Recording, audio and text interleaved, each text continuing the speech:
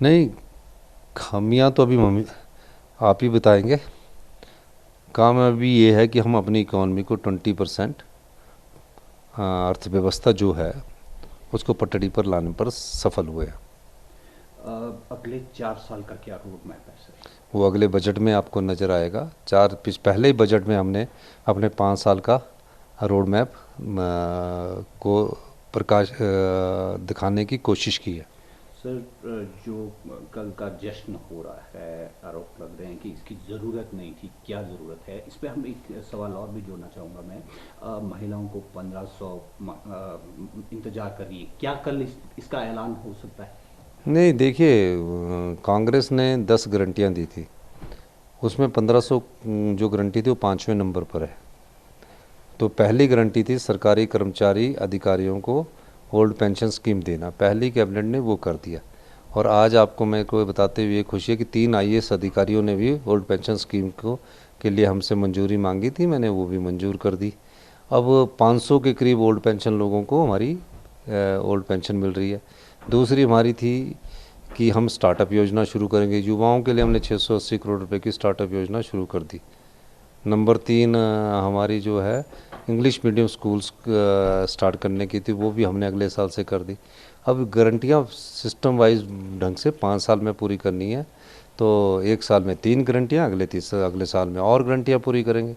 तो इसमें 1500 रुपये वाली गारंटी जो है उसमें से हम आने वाले समय में देंगे। इसमें कोई राजनीतिक लाभ के लिए नहीं कर रहे, सरकार तो बन चुकी है, वो तो हम करेंगे ही। प्रदेश की आर्थिक हालत नाजुक है, और क्या रोड मैप है इसको सुधारने का? देखिए, कोई बड़े कड़े प्रदेश फैसले की लेंगे? आर्थिक हालात नाजुक है, मैं इस बात से सहमत हूँ। हम आर्थिक बदहाली के दौर से गुजर रहे हैं, लेकिन अब हमने अपनी अर्थव्यवस्था को जिस तरह नियम कानून बदले हैं और जिस तरह व्यवस्था परिवर्तन किया है हमने, उससे हमारी अर्थव्यवस्था फिर 20% के करीब पटड़ी पर आ चुकी है।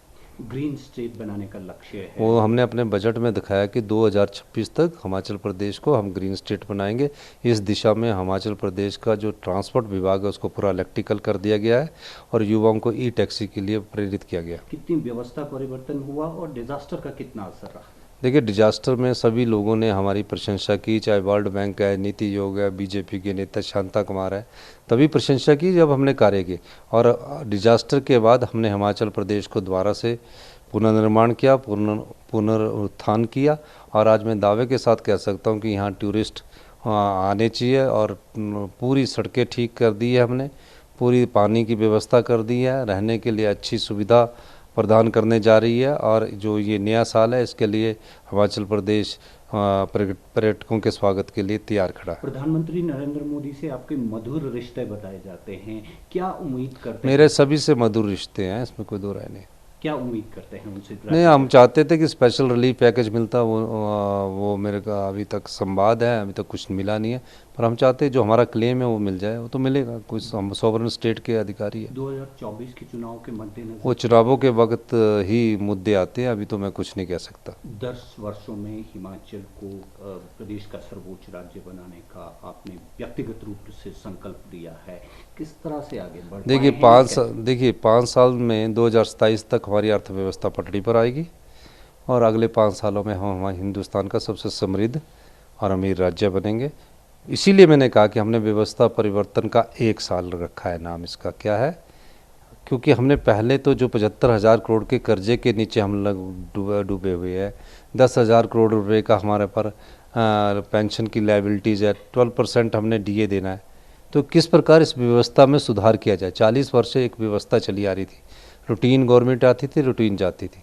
हमने व्यवस्था परिवर्तन किया और आज मुझे आपको बताते फिर बार बार कह रहा हूँ कि 20% के करीब हमारी इकॉनमी पटरी पर आने आ चुकी है। अगले 1 वर्ष में आपका एरिया ऑफ फोकस क्या रहने वाला है? हमारा रिन्यूएबल पावर में रहेगा, सोलर पावर में रहेगा, ग्रीन हाइड्रोजन में रहेगा। और जो हम बिजली अक्टूबर से मार्च में 7 रुपये पर यूनिट खरीदते हैं नीचे से, अगर हम सोलर पावर के 2000 मेगावाट के प्रोजेक्ट लगा सकते हैं, लगा ले, तो हमारा 800 करोड़ रुपया जो बाहर जाता है वो बचेगा। तो सब चीज़ों को हम रिवाइवल कर रहे हैं, देखते हैं आने वाले समय में हम कहाँ तक सफल होते हैं। दो छोटे छोटे सवाल। मंत्रिमंडल के विस्तार की क्या तिथि तय हो पाएगी? इसी वर्ष होगा, दिसंबर में होगा क्या? नहीं, ऋषभ भी होगा? मंत्रिमंडल का विस्तार इसी वर्ष होगा, और ऋषभ की और पोर्टफोलियो की भी कईयों की संभावनाएं, देखते हैं आने वाले समय में बताएंगे। आखिर में सर, आपके स्वास्थ्य को लेकर पूरा र्यूमर है, प्रदेश की जनता जानना नहीं, चाहती मैं है, ठीक वास्तविकता क्या हूँ, है? मैं अभी ठीक हूँ। बहुत बहुत धन्यवाद।